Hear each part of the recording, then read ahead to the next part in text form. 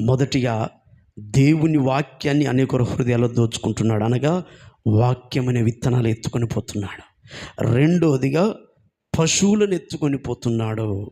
అలనాడు ఇశ్రాయేలు ప్రజలు సంపాదించుకున్న పశువులన్నీ ఎత్తుకొని పోయాడు, అనగా సమర్పణ మనసును దోచుకొని పోతున్నాడు.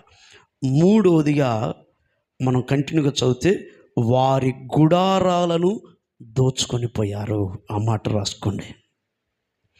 మొదటిగా విత్తనాలు ఎత్తుకొని పోయారు, రెండోదిగా పశువులను ఎత్తుకొని పోయారు, మూడోదిగా వారి గుడారాలను ఎత్తుకొని పోయారు.